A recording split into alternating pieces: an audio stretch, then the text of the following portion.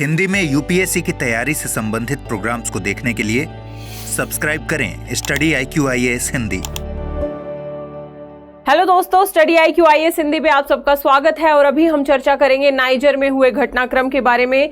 Niger में वहां की सेना ने वहां के राष्ट्रपति का तख्ता पलट कर दिया है, यानी उन्हें सत्ता से अपदस्थ कर दिया है और इस बात की पुष्टि हो चुकी है। ध्यान रखिएगा। सबसे पहले हम जाने नाइजर के बारे में। तो नाइजर एक देश है अफ्रीका महाद्वीप में। ध्यान रखिएगा, ये लैंडलॉक कंट्री है, यानी समुंदर से इसकी सीमाएं नहीं लगी हुई हैं। यदि आप इसके आसपास के देशों की बात करेंगे तो लीबिया, चाड, नाइजीरिया, माली, अल्जीरिया, इसके अलावा बुर्किना फासो और इस तरीके की सारी कंट्रीज इससे जुड़ी हुई हैं। ये क्षेत्र अपने आप में महत्वपूर्ण इसीलिए भी है क्योंकि ये जो एरिया है, चाहे वो माली हो, बुर्किना फासो हो, यहाँ पे एक लंबा एरिया साहेल क्षेत्र के नाम से जाना जाता है। और इस साहेल क्षेत्र में बड़े स्तर पे जो चरमपंथी हैं उनका प्रभुत्व है। चरमपंथी विशेष तौर पे जो ISIS है, अलकायदा है या अन्य चरमपंथी समूह हैं, यहाँ पे बड़े स्तर पे अपना कब्जा जमाए हुए हैं। इनफैक्ट जो पश्चिमी राष्ट्र हैं, विशेष तौर पे फ्रांस के द्वारा यहाँ पे ऑपरेशंस चलाए जा रहे हैं ताकि चरमपंथियों का खात्मा किया जा सके। लेकिन यदि यहाँ पे राजनीतिक अस्थिरता रही, आप देखेंगे 2020 से अब तक लगभग 5 से 6 बार तख्ता पलट इस पूरे रीजन में देखने को मिला है। हाल ही में नाइजर में हुआ, इससे पहले माली और बुर्किना फासो, इन दो देशों में भी हमें तख्ता पलट की घटनाएं देखने को मिली थी। अब ये पश्चिमी देशों का जो प्रयास है कि चरमपंथियों को पराजित करना है, इस प्रयास में बाधा उत्पन्न इस तरीके से कर सकता है क्योंकि यदि अस्थिरता उत्पन्न होगी, है ना, तो अस्थिरता उत्पन्न होने से जो चरमपंथी है उनको और ज्यादा छुपने का और ज्यादा प्रोत्साहन मिलेगा, है ना। और जो पश्चिमी राज्यों की जो प्रयास हैं इन चरमपंथियों को विफल करने के, वो प्रयास कहीं ना कहीं धूमिल हो सकते हैं। ठीक है, तो ये एक बड़ी घटना है, ध्यान रखिएगा। पीटी के पॉइंट ऑफ व्यू से नाइजर आप लोगों के लिए महत्वपूर्ण हो जाता है। इसके आसपास की सीमाएं आपको पता होनी चाहिए। इसके साथ यदि मैं नाइजर की ज्योग्राफी की बात करूं दोस्तों, तो लगभग 2/3 एरिया यहाँ का रेगिस्तान है। गरीबी है बड़े स्तर पे, भूखमरी है बड़े स्तर पे, मानव विकास सूचकांक में लगभग सबसे निचले देशों में नाइजर आपको देखने को मिलेगा।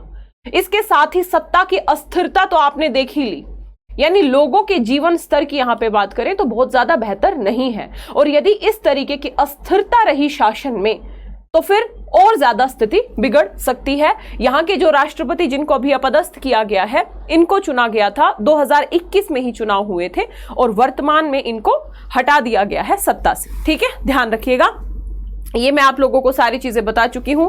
ये हैं वहां की वायुसेना के कर्नल हैं, बेसिकली नाम है इनका मेजर अमादो। इन्होंने सार्वजनिक कर दिया है और एक आधिकारिक बयान दे दिया है कि भाई तख्ता पलट की घोषणा कर दी है इन्होंने आधिकारिक तौर पे।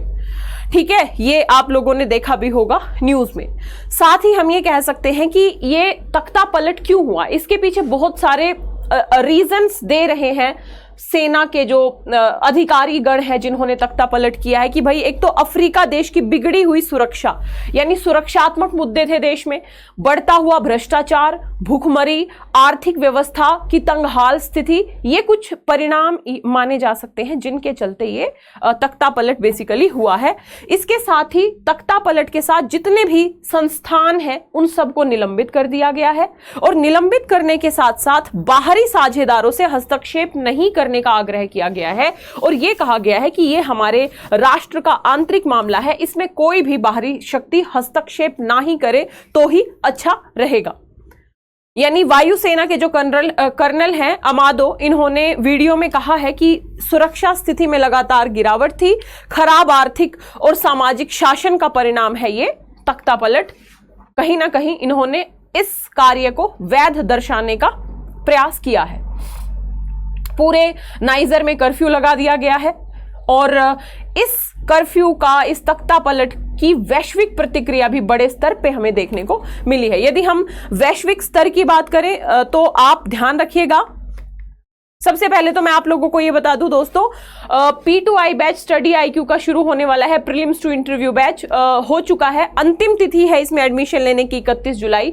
यदि आप समयबद्ध तरीके से तैयारी करना चाहते हैं, 13 से 14 महीने में पूरा सिलेबस कंप्लीट हो जाएगा। Daily answer writing, weekly test series, PT की जो रिवीजन क्लासेस हैं, इसमें मेंस के लिए आवासीय सुविधाएं भी हैं। जो स्टूडेंट पीटी पास करेगा, मेंस के लिए 4 महीने दिल्ली में रहना, हमारी गाइडेंस में पढ़ाना, सब हमारी जो टीम है वो अफोर्ड करेगी। ध्यान रखिएगा, यदि एडमिशन लेना चाहते हैं तो स्टडी IQ की ऐप या वेबसाइट पे जाना है। इस वीडियो के डिस्क्रिप्शन बॉक्स में भी लिंक दिया होगा, वहां पे जा सकते हैं और एडमिशन ले सकते हैं। याद रखिएगा, एडमिशन लेने से पहले आपको कोड यूज करना है LD Live, LDLIVE। LD Live code के साथ आपको ये कंप्लीट बैच मात्र 29,999 में मिल जाएगा। ठीक है, ध्यान रखिएगा।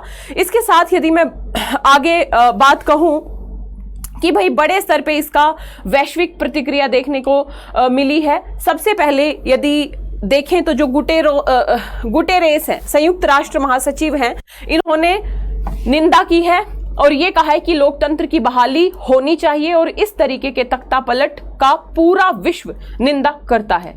और ना केवल संयुक्त राष्ट्र के महासचिव ने, बल्कि यदि हम राष्ट्रों की बात करें तो बड़े स्तर पे संयुक्त राज्य अमेरिका हो, फ्रांस हो, संयुक्त राष्ट्र हो, नाइजीरिया जैसे देश हो, अफ्रीकी यूनियन हो, इन सब ने इस तख्तापलट का विरोध किया है। यदि हम संयुक्त राज्य अमेरिका की बात करें तो संयुक्त राज्य अमेरिका और पश्चिमी देश नाइजर की सरकार को एक बेहतर माध्यम मानते थे सोहेल क्षेत्र से चरमपंथियों का सफाया करने के लिए।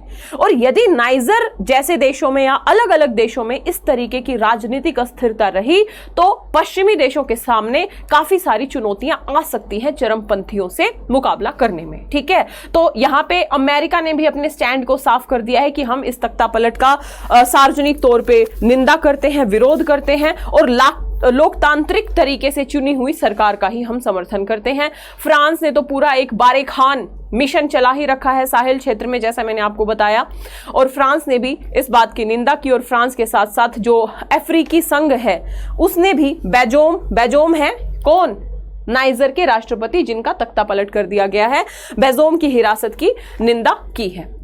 ठीक है, तो ध्यान रखिएगा। इसके साथ ही जो नाइजर के पड़ोसी देश है नाइजीरिया, उन्होंने भी नाइजीरिया के जो राष्ट्रपति हैं उन्होंने भी बड़े स्तर पे विरोध किया है।